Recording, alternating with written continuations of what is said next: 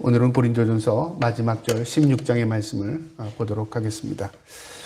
사도 바울은 고린도 교회의 많은 문제들 앞에 그들이 하나님의 말씀으로 온전히 쓰고 또 하나님이 기뻐하는 삶을 살기를 원하는 마음으로 이 고린도전서를 고린도에 편지했습니다.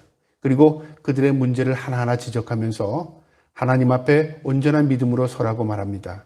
또 이 후반부에 와서는 우리가 진정한 소망이 있는 사람이라면 바로 예수 그리스도의 부활의 소망 가운데 믿음을 굳게 하라고 말합니다. 그러니까 우리의 믿음의 근본은 바로 부활 소망입니다. 우리가 이 땅에 있는 것이 전부라면요, 아마 이 땅에 소망을 갖는 게 맞겠죠. 그러나 우리는 이 땅에 소망을 두고 사는 사람이 없습니다.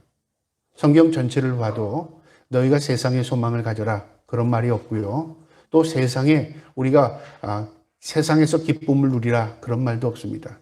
우리는 이 땅에 몸을 입고 있지만 우리의 마음은 늘 천국을 소망하며 부활을 소망하는 우리는 소망 가운데 사는 사람이기 때문에 그렇습니다. 이 소망이 우리의 믿음을 지켜주는 것입니다. 오늘 이제 16장에서는요, 우리가 읽지 않았지만 1절부터 12절까지의 내용 가운데 그들에게 부탁과 권면의 내용입니다. 이 당시에 팔레스타인 지역에는 가뭄이 극심하게 가뭄이 들었습니다. 특별히 예루살렘 교회가 이 극한 가뭄으로 인해서 굉장히 살기가 어려웠는데요. 먹고 살기만 어려운 게 아니었고 그 당시에 기독교의 핍박이 굉장했습니다. 박해가 시작됐던 시기였습니다. 그러니까 예수 믿는 것도 힘들었고 예수 믿는 사람이 먹고 사는 그 문제가 굉장히 힘들었습니다. 영적인 문제, 육적인 문제를 다 가지고 있었습니다.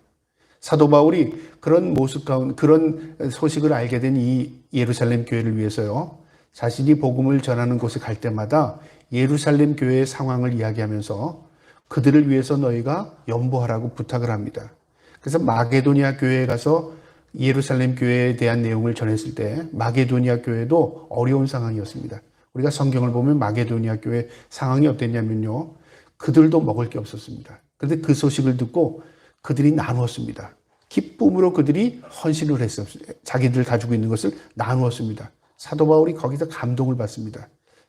그 소식을 들은 고린도 교회도 또 작정을 했습니다. 그런데 결과가 어떻게 나타났냐면 마게도니아 교회는 자신들이 그 작정한 대로 전심을 해서 연보를 했습니다. 그런데 이 고린도 교회는 작정한다고 했지만 실천하지 않았습니다. 그러니까 결과가 다른 겁니다. 그래서 사도 바울이 그 소식을 들을 때 마음이 더 아픈 거예요. 마게도니아 교회는 더 어려운 상황 가운데서도 그들이 작정한 대로 연보를 했는데 이 고린도 교회는 상황이 달랐어요. 다른 어떤 지역보다도 풍요를 했습니다. 물론 가뭄의 문제가 없었다는 건 아니지만 그 당시 고린도는 무역의 도시였습니다. 상업의 도시였습니다.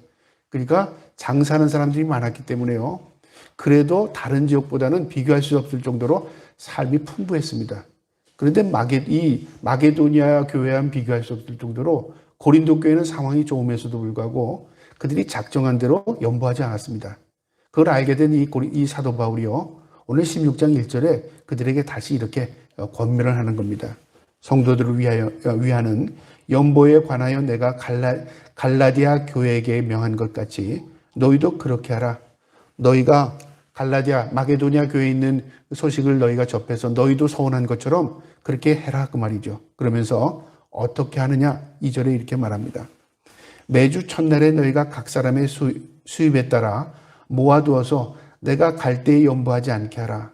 그러니까 너희가 마음에 작정했다면 매주 첫날, 주일을 의미하죠. 주일날마다 이것을 모아두라 그 말이죠. 이 연보라는 단어가 성경에요, 사도행전에도 나오고 오늘 본문의 고린도전서에도 나오고 또 고린도후서, 이 뒷부분의 고린도후서에도 8장에도 나오고요. 또 다른 곳에도 로마서에도 이 말씀이 나옵니다. 그런데 이 연보라는 말을 오늘날 우리 연보라는 단어를 잘 쓰지 않습니다. 제가 어릴 때만 해도 교회 갈 때 할아버지가 연보해라 그래서 연보라는 말을 썼어요. 근데 어느 순간부터 이게 헌금이 돼 버렸어요. 연보라는 말은 뭐냐면 모으다, 거둬들이다는 말입니다. 원어의 뜻이 그렇습니다. 모으다, 거둬들이다. 여러분, 무엇을 모으고 무엇을 거둬들일까요? 연상되는 게 없습니까? 열매입니다, 열매. 우리가 농사를 지으면 모아라, 거둬들이라 그 말이 하잖아요. 농사꾼이 가을이 되면 모으고 걷어들입니다. 소출을 모으고 걷어들이는 것과 똑같은 의미입니다. 그래서 우리 성경에는 연보라는 단어를 쓰지만요, 이 원어의 뜻의 문맥에 따라서 해석을 다 달리합니다. 어떤 해석이 되냐면요, 연보라는 해석이 오늘 본문에는 3절에 은혜라고 해석이 됩니다. 카리스, 은혜라는 말로 되고요. 또 교제, 코이노니아라는 말로도 표현이 되고요. 축복, 그 다음에 또 봉사, 섬김, 구제, 사도행전은 구제 이런 말로도 표현합니다. 그 연보라는 말은 걷어들이는 건데 무엇 때문에 걷어들이느냐? 우리는 걷어들이는 데 초점을 맞추지만 왜 걷어들이느냐? 왜 모아들이느냐의 의미가 있어요. 그 목적을 우리가 이행하지 않으면 거두고 모으는 의미가 없는 거죠. 이처럼 사도 바울이 이 고린도 교회에게 연보를 명하면서 너희가 첫날에 그것을 모아두고 그 다음에 수입에 따라 모으라 그 말은 뭐냐면 일정한 금액을 일괄적으로 다 하는 게 아닙니다. 어떤 사람은 농사에서 많이 거두는 사람이 있고 어떤 사람은 적게 거두는 차이가 있지 않습니까? 그에 따라서 그 말이죠. 그러나 나는 적게 거뒀으니까 나는 드릴 게 없어. 나는 많이 거뒀으니까 더 많이 드려야지. 그런 비율이 아니라 사람의 수입에 따라, 그러니까 소출에 따라 그런 의미죠. 그러니까 연보라는 건 비율적인 의미입니다. 누구나 알 수 있죠? 누가만 알죠? 자신이 압니다. 그런 기준으로 하나님 앞에 구별하는데 모아두어 내가 갈 때에 연보를 하지 않게 하라. 그러니까 내가 갈 때에 연보를 하지 않게 하라는 뭐냐면 사도 바울 선생님이 왔으니까 우리 연보해야지 그렇게 하지 말고 미리 작정하고 미리 준비했다가 줘라. 저는 그래서 이 말씀을 묵묵히 생각해 봤습니다. 왜 사도 바울이 이 말씀을 이렇게 좀 힘들게 얘기했을까? 매주 첫날에 사람의 수입에 따라 그 다음에 내가 갈 때 하지 말라. 그런데 언뜻 하나님께서 저에게 주시는 연상이 있었는데 무슨 연상이 있었냐면요. 농사꾼이 농사를 그러니까 과수원이라고 할게요. 과수원에 이제 사과들이 쭉 열려 있었습니다. 그런데 이제 누가 그 과수원에 방문을 했어요. 그때 오셨네요. 사과 몇 개 드릴까요? 사과를 따서 준다면 준비가 없는 마음으로 사과를 뜨잖아요. 근데 모으다 걷어들이는 건 사과를 다 걷어들인 상태입니다. 그러니까 내가 얼마나 걷어들였는가 그걸 아는 거죠. 그래서 이제 사람이 왔을 때 내가 이번에는 얼마나 걷어들였습니다. 그래서 하나님 앞에 구별할 것을 구별하는 마음인 거죠. 그러니까 사도 바울이 이렇게 말한 이유는 뭐냐면요. 우리가 하나님 앞에 드리는 것에 대해 준비하라 그 말입니다. 금액을 의미하는 게 아니고요. 여기서 그런 마음으로 해라. 내가 갔을 때 사도 바울 선생님이 왔다. 우리가 준비한 거 없지만 지금이라도 준비하자. 그렇게 하지 말고 내가 가기 전에 너희가 하나님 앞에 드릴 것을 구별해라.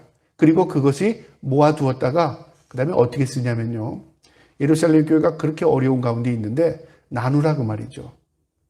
오늘날 우리가 헌금이라는 말을 어떻게 생각하냐면 헌금, 하나님께 드리는 것만 생각하죠. 하나님께 드리면 무엇을 위해서 쓰는 거죠? 하나님이 우리가 하늘에 다 올려드리나요? 그렇지 않습니다. 그렇게 할 수도 없습니다. 또 하나님이 너희가 얼마 바쳤으니까 내가 얼마 받았다. 그렇게 하지 않습니다. 하나님은 부족함이 없으신 분입니다. 그런데 인간이 이것을 자의적으로 해석하면 문제가 생긴다 그 말이죠. 크게 두 가지입니다. 우리가 하나님 앞에 드립니다. 통로는 하나죠. 그러면 어떻게 교회를 세우는 겁니다. 공동체를 세웁니다. 그 다음에 어떻게 하죠? 그것에 여유가 있다면 그것은 어떻게 해요? 세상에 어려운 사람들을 봉사하고 섬기고 그 다음에 구제하고 나누는 겁니다. 그게 축복이 되는 겁니다. 그래서 은혜라고 말하죠. 은혜. 오늘 본문에 보면 2절에 먼저 3절에 보겠습니다. 내가 이를 때 너희가 인정한 사람에게 편지를 주어 그의 은혜를 예루살렘에 가지고 가게 하리니 은혜를 예루살렘에 가지고 간답니다. 이 말이 연보입니다. 이 은혜를 빼버리고 연보를 가지고 가게 해도 똑같죠? 교제를 가지고 가게 해도 똑같습니다. 축복을 가지고 가게 해도 똑같습니다. 문맥에 따라서 이렇게 이 연보가 은혜로 표현이 되고요. 또 이 고린도 후서 8장에 가면 구제로 표현이 되고 사도행전에 가면 또 이것이 또 축복으로 표현이 되고 이렇게 문맥에 따라서 연보가 다르게 표현이 되는 겁니다. 똑같은 거지만 우리가 하나님 앞에 드리는 건 똑같습니다. 하나님을 향한 마음입니다. 근데 이 쓰임새가 어떻게 쓰이느냐? 이게 교회에서 어떻게 쓰느냐의 문제가 달라져요.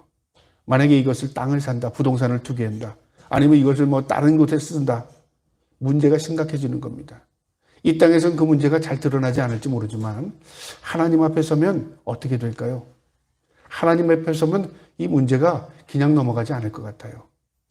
하나님은 이론도 받으신 게 없습니다. 그런데 우리 하나님께 드린다고 말했습니다.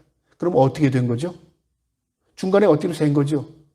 그래서 우리가 하나님 앞에 드린 것에 대해서 사용하는 것도 굉장히 중요한 것입니다. 우리는 아직 그런 여력이 되지 못하지만 목사로서 그런 의식을 늘 가지고 있습니다. 하나님께 우리가 써야 되는 것. 근데 오늘날 우리의 모습 가운데 그런 모습이 없다 그 말이죠. 안타까운 겁니다.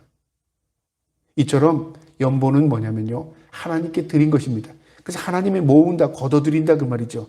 이 거둬들이고 모은 것을 통해서 하나님께 구별하는 의식을 우리는 가지고 드렸다면 이제 이것이 어떻게 쓰여야 됐어요? 오늘 본문에 예루살렘 교회 기근을 통해서 나눈다고 말합니다. 그래서 고린도 후서에 가면 너희의 그 사랑을 나눈다고 표현했습니다. 물질을 나누는데 물질을 나눈다고 표현하죠. 사랑이 나눠지는 거예요. 내 믿음이 나눠지는 거예요.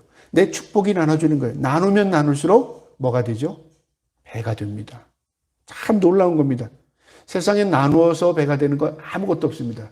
근데 성경은 사랑은 나누면 배가 된답니다. 나누면 나눌수록 불어납니다. 이것을 우리 예수님이 직접 보여주셨는데요. 어디에서 보여주냐면 실질적으로 우리가 눈으로 보았습니다. 어린아이의 도시락, 어린아이의 물고기 2마리, 보리떡 5개죠. 주님께서 모두 개수로 7개입니다. 그런데 이것을 제자들을 태워놓고 나눴습니다. 저는 항상 이걸 생각할 때 7개도 하나씩 주면은 8번째 제자는 아무것도 가질 거 없습니다.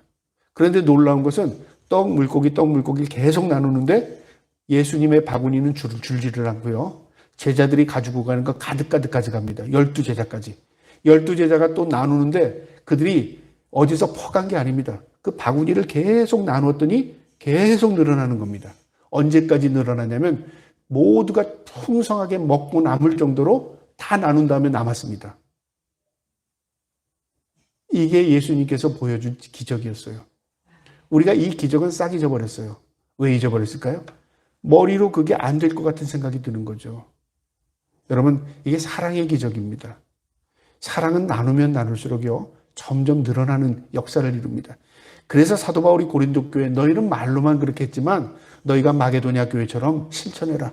하나님의 사랑이 너에게 풍성히 은혜를 베풀 것이다. 너희가 가지고 있는 많은 은사들이 사실은 사랑이 없기 때문에 그렇게 메마른 거야. 그래서 고린도전서 13장에 사랑을 이야기한 겁니다. 어떤 은사보다도 사랑만큼 위대한 은사는 없어. 그 사랑을 너희가 베풀면 살면 하나님께서 너에게 은사 위에 더 큰 은혜를 베풀어 주실 거야 그 말입니다. 그래서 나누라고 말합니다. 은혜를 예루살렘으로 가지고 가게 하리니 4절에요. 근데 여기 보면 5절에 내가 이를 때 너희가 인정하는 사람에게란 말이 있습니다. 우리가 이걸 쉽게 놓치는데 인정하는 사람인 건 확실한 사람. 그 다음에 우리가 인정하는 사람이라고 신실한 사람 그 말이죠. 이걸 맡은 사람은 신실하고 이걸 맡은 사람은 확실한 사람이라 그 말이죠. 그런데 오늘날 그냥 맡기는 거에 대해서 생각하지 않는 거죠. 만약에 이걸 너 해라 아니면 내가 할게 목사가 내가 할게 문제가 심각해지는 겁니다. 사도 바울도 자신이 이 물건에 대해 건드리지 않았습니다. 왜 사도 바울 자신도 예루살렘에 가야 될 사람이에요. 그런데 나에게 맡겨라. 내가 가지고 가겠다. 너희가 내가 가면 나에게 맡겨라. 내가 전달해 줄게. 이렇게 얘기하지 않았습니다. 뭐라고 말했어요? 너희가 신실한 인정한 사람에게 편지를 주어 너희의 은혜를 예루살렘으로 가지고 가게 하라. 그 사람으로 가져가게 하라. 그러면서 4절에요. 만일 나도 가는 것이 합당하면 그들이 나와 함께 가리라. 나도 가는 게 합당하면 이치에 맞다면 나도 그들과 함께 가겠다 그 말이에요. 내가 가지고 가겠다 그 말이 아닙니다. 그러니까 사도 바울도 분명한 사고를 가지고 있었어요. 옳고 그른 것에 대해서 가르치고 그것이 자기가 해당이 되면 나는 아니야 그 말이죠. 그러면서 5절에요. 내가 마게도냐를 지날 터이니 마게도냐를 지난 후에 너희에게 가서 오늘날로 지도로 보면 사도 바울이 에베소에 있습니다. 지금도 에페소라고 말하는데 터키의 서쪽 해안에 있죠. 지중해 해안에 있는 에페소에서 그 다음에 육로를 따라 어디로 가냐면 마케도니아 지역으로 갑니다. 그러니까 터키 이스탄불을 지나서 마케도니아로 가서 마케도니아에서 그리스 쪽으로 내려가서 그 다음에 고린도로 들어가는 겁니다. 육로를 향해 가는 거죠. 배도 타기도 하지만요. 이처럼 가는 길에 내가 너에게 갈 때에 내가 그런 일을 해야 한다면 나도 그들과 함께 동행하겠다. 그리고 그들과 함께 내가 예루살렘에 가겠다 그 말입니다. 6절에요. 혹 너희가 함께 머물러 겨울을 지낼 듯도 하니 이는 너희가 나를 내가 갈 곳으로 보내주려 함이라. 내가 고린도에 가면 너희와 좀 시간을 보내고 싶다. 너희의 어려운 상황도 내가 좀 헤아려 보고 너희에 대해서 말씀으로 좀 세우고 싶고 그리고 겨울을 거기서 지내서 그 다음에 봄이 되면 너희의 파송하는 마음으로 나를 예루살렘에 보내주기 원한다 그 말입니다. 7절에 이제는 지나가는 길에 너희 보기를 원하지 아니하노니 이는 만일 주께서 허락하시면 얼마 동안 너희와 함께 머무르기를 바랍니다. 사도 바울은 어떤 상황이든지 자기의 계획을 피력하지만요. 내가 꼭 그렇게 하겠다고 말하지 않습니다. 사도 바울은 그는 복음을 소아시아 지역에 복음을 전하기 위해서 기도했습니다. 그런데 마게도니아 한 사람이 손을 들었을 때 그것을 접고 마게도니아 쪽으로 갔어요. 그러니까 나는 이런 계획을 가지고 있지만 하나님께서 그렇게 허락하시면 할 수도 있고 하나님께서 허락하지 아니하시면 그거 내가 접겠다 그 말이죠. 전적으로 마음의 중심을 하나님의 뜻에 맡겼다 그 말이죠. 이게 굉장히 우리에게 필요합니다. 우리는 모두 내가 생각하고 하나님의 뜻이라고 거기에다가 치부해버릴 때가 있어요. 여러분 하나님의 뜻은 내 뜻과 다를 때도 많습니다. 그러면 어떻게 해야 되죠? 하나님께 물어야 되는 거죠. 그 다음에 하나님의 뜻은 순리대로 움직입니다. 순리. 내가 아무리 하려고 해도 안 되는 게 있고요. 나는 그렇게 크게 신경을 쓰지 않았는데 자연스럽게 이루어지는 게 있습니다. 아, 이게 하나님의 뜻이 있구나. 순리입니다. 우리는 억지로 하고 그것을 하나님의 뜻에 마치 하나님이 그렇게 이룬 것 같이 그렇게 생각하는데 그렇지 않습니다. 하나님께서 하나님의 뜻을 이룰 때는요. 때로는 우리에게 고난의 길을 가기도 하지만 그 고난의 길도 하나님께서 어디 함께 하십니다. 우리만 가게 하지 않아요. 함께 하시면서 그것을 순리대로 하나님께서 풀 수 있도록 은혜를 베풀어 주신 거예요. 그게 동행입니다. 인생의 동행이 바로 그거예요. 내가 예수를 믿으면 험난한 삶을 살지 않는다. 내가 예수 믿으면 고난이 없다. 내가 예수 믿으면 모든 게 잘 된다. 그게 아니라 내가 예수를 믿으면 아무리 내 삶에 고난이 올지라도 그 고난을 이겨낼 수 있는 힘을 주시는 게 바로 동행입니다. 그리고 그때마다 하나님께서 해결점을 우리에게 허락하십니다. 그게 우리 앞길을 열어주시는 거예요. 사도 바울은 그것을 경험한 겁니다. 그래서 주께서 허락하시면 얼마 동안 너희와 함께 머물기를 바랍니다. 8절에요. 내가 오순절까지 에베소에 머물려 함은 내가 광대하여 유효한 문이 열렸으나 대적하는 자가 많음이라. 내가 오순절까지 지금 있는 에베소에 머물기를 원하는데 그 이유를 말하는데 유효한 문이 열렸답니다. 유효하다는 게 뭐예요? 기회라 그 말입니다. 복음을 그동안 전에도 사람들이 믿지를 않더니만 내가 이 동안 1년이 지나고 2년이 지나면서 사람들이 이제 그 복음을 받아들이기 시작한 거예요. 기회의 문, 유효의 문이 열린 거예요. 지금이다. 내가 이 시기를 놓치게 되면 다시 또 복음을 전할 그 기회가 오지 않을 것 같은 그런 마음이 들지 않겠습니까? 힘들지만 내가 조금 더 견뎌봐야지 그런 마음을 가지고 있었어요. 그런데 그 상황과는 달리 대적하는 자가 많음이랍니다. 편안해서 내가 여기 더 있겠다. 내가 좋으니까 여기 좀 더 있겠다 그 말이 아니에요. 내가 복음을 전하면 전할수록요. 사탄은 더 방해를 합니다. 사도 바울이 그걸 알고 있었어요. 그래서 에베소에 있으면 있을수록 시간이 지남에 따라 복음의 문이 열리기 시작했지만 방해는 더 극심했다 그 말이죠. 그러나 내가 이 방해를 무서워하고 피하면 언제 또 복음의 문이 막힐지 모르기 때문에 내가 좀 더 수고하는 마음으로 여기 있겠다. 그리고 내가 좀 더 수고해서 여기서 좀 더 다져진 이후에 내가 너희에게 가겠다. 그 대신에 너희에게 신실한 아들 같은 디모데를 보내겠다는 겁니다. 10절에요. 디모데가 이르거든 너희는 조심하여 그로 두려움이 없이 너희 가운데 있게 하라. 이는 그도 너와 함께 주의 일을 힘쓰는 자임이라. 디모데, 젊은 디모데를 보내는데 디모데를 좀 잘 대해줘라. 그도 신실한 자다. 연약한 자다 그 말이죠. 그가 두려움을 가졌답니다. 사도 바울이 이 성경을 읽다 보면 디모데가 속병을 하는 적이 있어요. 그러니까 마음이 굉장히 여린 사람이었던 것 같아요. 잠도 제대로 못하고 밥도 제대로 못 먹고 얼마나 신경 쓰면 그렇겠어요? 그러니까 너희가 좀 편하게 해줘라 그 말이죠.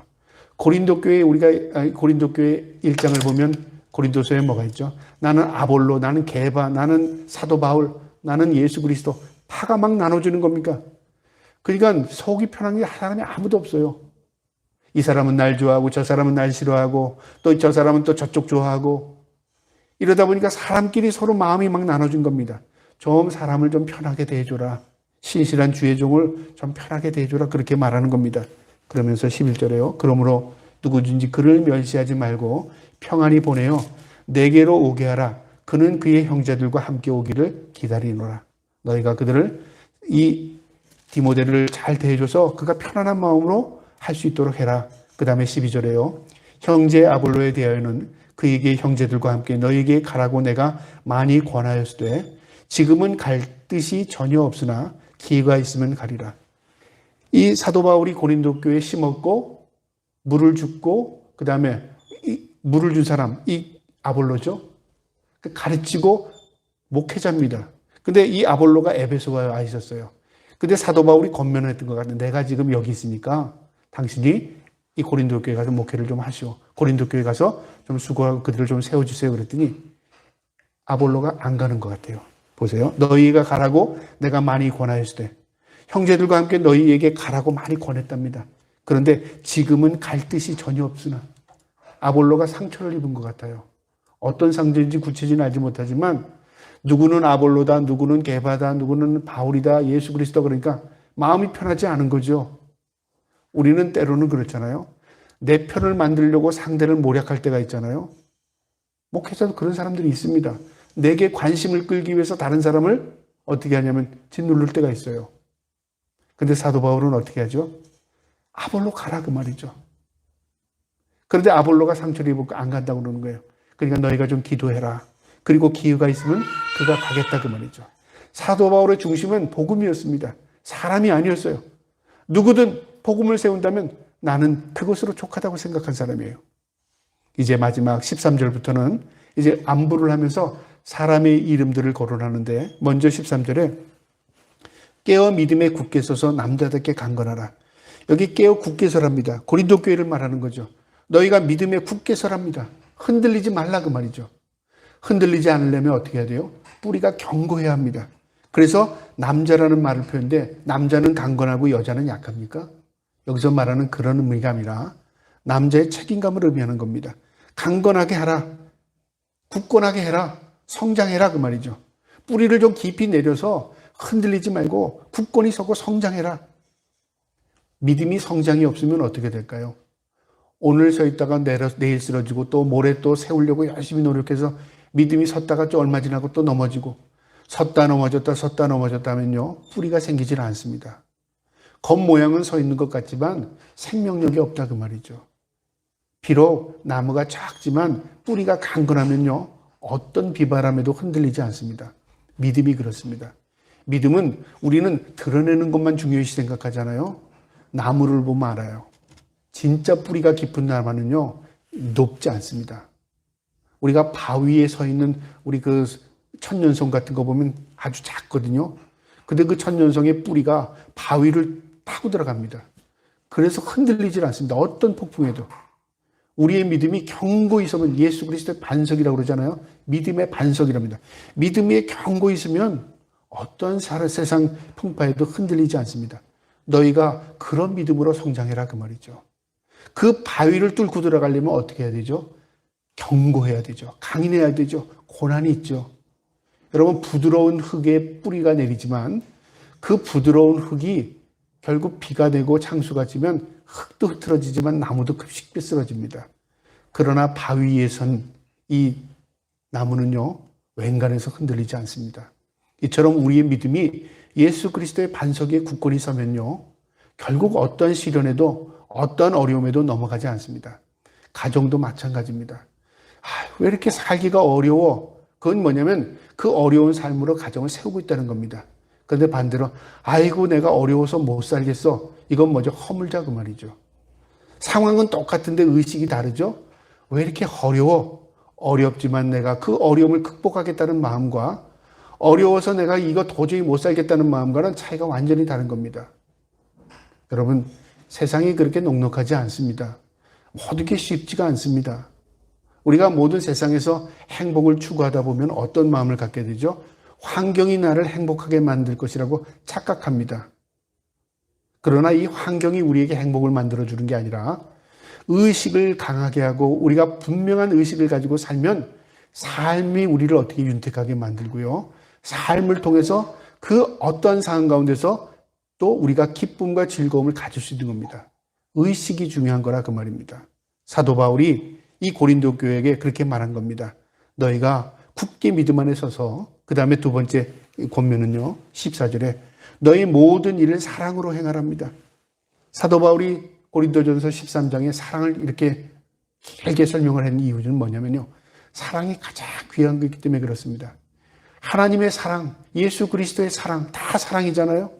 희생의 사랑입니다. 섬김의 사랑입니다. 너희도 그 사랑으로 행해라 그 말이죠. 너희가 싸우고 분열하고 너희가 서로 시기하고 분쟁하는 이유는 사랑이 없기 때문에 그렇다. 그러니까 항상 마음 가운데 사랑의 마음을 가지고 행하라. 두 번째 권면을 합니다. 그 다음에 15절에요.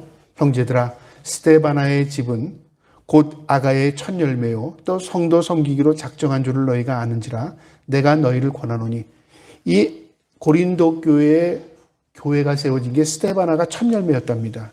그래서 스데바나의 집, 스데바나가 복음을 받고 그 가족이 다 예수를 믿게 된 거예요.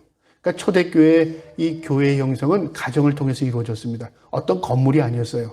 그랬더니 스데바나가 헌신적으로 성도들이 모일 수 있게 하고 장소를 제공하고 또 모여서 예배할 수 있는 모든 여건을 만들어 줬지 않겠습니까? 그러다 보니까 사람들이 성장하게 되는 겁니다. 그러니까 이 사람을 귀하게 여겨라 그 말입니다. 16절에 이 같은 사람들과 또 함께 일하며 수고하는 모든 사람에게 순종하라. 교회를 세우고 수고하고 주의 일을 힘쓰는 자들에게 너희가 수고를 알아주고 순종하라 그 말이죠. 왜요? 그들이 잘나서요? 그게 아닙니다. 그들이 하는 모든 일들이 하나님의 영광이 되기 때문에 그렇다. 그들이 하는 수고 위에 하나님의 영광이 드러난다 그 말입니다. 그래서 우리가 서로 동력자고 서로 힘을 합히는 이유는 그 일이 하나님의 일이기 때문에 그런 것이다 그 말입니다. 그 다음에 17절에요. 내가 스데바나와 부도나도와 아가이고가 온 것을 기뻐하노니 그들이 너희의 부족한 것을 채웠습니다. 이 세 사람의 이름은 누구냐면 고린도 교회 성도들이었습니다. 편지도 전달했을 뿐만 아니라 고린도의 소식을 이 에베소에 있는 사도 바울에게 전달하고 소식을 전하고 그 다음에 그들의 중재 역할을 한 겁니다. 또 이 사도 바울의 권면을 고린도 교회에 전한 거죠. 여러분 중간 역할이 얼마나 중요한지 모릅니다. 똑같은 얘기도 중간의 역할을 잘못하게 되면요. 문제가 심각해지는 경우도 있고 중간 역할을 중재를 잘하게 되면 모든 문제가 실타래가 풀리듯이 잘 풀리가 수 있습니다. 이 세 사람은 중재 역할을 아주 잘했습니다. 그래서 18절에 이렇게 말합니다. 그들이 나와 너희 마음을 시원하게 하였으니 그러므로 너희는 이런 사람들을 알아주라. 마음이 시원해졌답니다. 왜 마음이 시원해졌을까요? 답답한 마음. 사도 바울이 그 이야기를 듣고 답답했을 때 그들이 왜 권면했을 때 사도 바울이 권면한 이 이야기를 오해 없이 받아들일 수 있도록 고린도 교회에 또 잘 전달하는 거죠. 우리 역할이 그게 굉장히 중요합니다. 믿음에 성숙한 사람들, 믿음 생활을 한 사람들은요, 바로 이런 역할을 하는 겁니다. 내가 들은 대로 그대로 전하고, 어떤 사람은 그걸 더 내 이야기를 더 첨부해서 전하고, 왜곡해서 전하고, 그런 사람들이 오늘날 많지 않습니까? 그런데 이 고린도 교회의 성숙한 세 사람이 사도 바울의 마음을 시원하게 했을 뿐만 아니라, 고린도 교회가 오해하지 않도록 사도 바울의 이 말, 권면을 잘 전달했던 것 같습니다. 그래서 사도 바울의 마음이 시원하다 그 말입니다. 19절에요. 아시아의 교회들이 너희에게 문안하고 아굴라와 브리스가와 또 그 집에 있는 교회가 주 안에서 너희에게 간절히 문안하고, 여기서 말하는 아시아는 오늘날 우리가 사는 이 동남아시아를 말하는 게 아닙니다. 우리가 말하는 동쪽 아시아가 아니라요. 이쪽은 바로 터키 서아시아입니다. 이 지역에 있는 교회들이 초대교회 성도들이었습니다. 이 초대교회 성도들이 고린도 교회를 생각하며 기도하고 문안하고, 그 다음에 에베소에 함께 따라왔던 아굴라와 브리스가가 에베소의 교회에 또 교회 형성의 밑거름이 되어줬습니다. 이들이 또 기도하고 있습니다. 그들을 문안한다. 그러니까 모든 성도들이 서로 교제하면서 문안하는 겁니다. 20절에 모든 형제도 너에게 문안하니 너희는 거룩하게 입맞춤으로 서로 문안하라. 오늘날 이런 모습이 참 부러운데요. 오늘날은 개교의 중심입니다. 그렇죠? 그런데 성경엔 개교의 중심이 없습니다. 모든 교회는 하나님의 교회입니다. 하나님의 공동체입니다. 무엇의 공동체요? 하나님 앞에 택함받은 성도의 공동체입니다. 딱 지역만 있습니다. 그래서 옛날에 교회가 적던 시대에는 교회 이름이요, 동네 이름이었습니다. 어느 동네에서 어느 교회, 지금도 그 교회, 그 동네에서 가장 오래된 교회를 찾으려면요, 일반적으로 그 동네 이름을 따르는 교회가 오래된 교회입니다. 그렇게 교회가 형성됐는데, 교회가 많아지다 보니까 이름을 새롭게 하죠. 그 다음에 또 어떤 이름을 붙이면 교회가 부흥한다니까, 이제는요, 이름도 비슷하게 짓습니다. 그거의 한 예가 로교예요. 무슨 로교회. 길가도 아닌데 산에 있는데 로교회예요. 왜 그럴까요? 그 로자가 들어가니까 부흥한다. 이거 좀 이상하지 않아요? 우리가 생각하기에 항상 뭐냐면요, 사람을 많이 모으는 데 전념하다 보니까 하나님이 무엇을 기뻐하시고 무엇이 올바른 것인가 먼저 생각하지 않습니다. 그게 잘못됐다는 게 아니라요, 의식의 문제라 그 말이죠. 이처럼 초대교회는 항상 공동체였습니다. 어디에 있든 어떤 사람들이 모이든 하나님의 교회였습니다. 하나님의 몸된 교회였다 그 말입니다.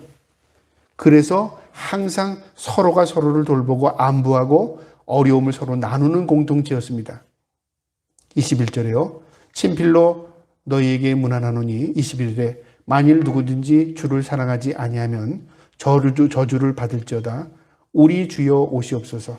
이 사도 바울이 저주를 받을지어다 하니까 사도 바울이 마치 저주를 내리는 것을 착각하면 안 됩니다.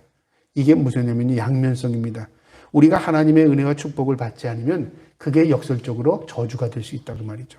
하나님으로부터 오는 축복을 우리가 받아야 하는데 내가 그 하나님의 축복이 임하지 않으면 그게 저주로 임할 수 있다고 말이죠. 그렇지 않습니까? 그래서 상대적인 의미입니다. 그러면서 우리 주여 오시옵소서, 우리가 잘 아는 마라나타. 이게 신앙의 근본입니다. 주님, 우리가 지금 이 땅에서 살아가는 인생이 험난하고 우리의 믿음 지키기가 어려운 상황이지만 주님, 내가 오실 걸 고대하고 주님 빨리 오세요 그 말입니다.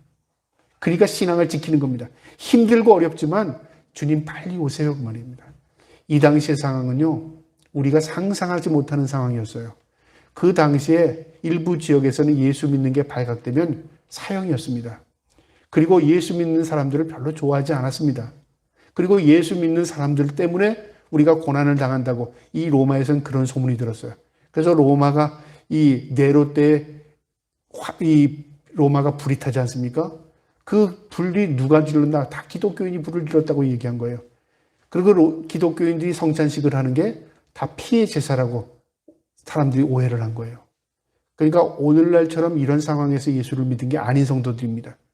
그럼에도 불구하고 그들이 간절한 마음으로 예수 그리스도를 바라봤습니다.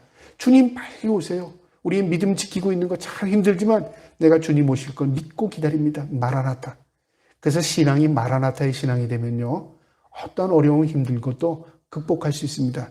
저와 여러분이 힘들고 어려울 때 주님 오시옵소서 고백할 수 있기를 축복합니다. 그 다음에 23절에요. 주 예수 그리스도의 은혜가 너에게 함께하고 하나님의 은혜가 너에게 있기를 원하고 마지막에 임마누엘이라고 마칩니다. 24절에요. 나의 사랑의 그리스도 예수 안에서 너희 무리와 함께할지어다. 임마누엘, 주님이 함께할지어다. 우리가 서로에게 인사할 때 주님이 함께하기 원합니다. 주님의 축복이 저와 여러분과 함께하기 원합니다. 얼마나 위로가 됩니까? 이처럼 사도 바울은 멀리 떨어져 있는 고린도 교회를 생각하면서 주님 오시옵소서 그런 마음을 가지고 임마누엘, 너희 무리와 함께하기를 나는 원한다. 나는 기도한다. 이것으로 고린도전서를 마칩니다. 오늘 이 말씀이 우리의 마음에 새겨짐을 통해서 우리가 어떤 상황 가운데 살지라도 주님 오시옵소서, 내가 믿음 지키며 살겠습니다. 그 다음에 주님의 은혜가 우리 모두와 함께 있을지어다. 이런 고백을 날마다 고백하며 살 수 있기를 주님의 이름으로 축복합니다. 아멘.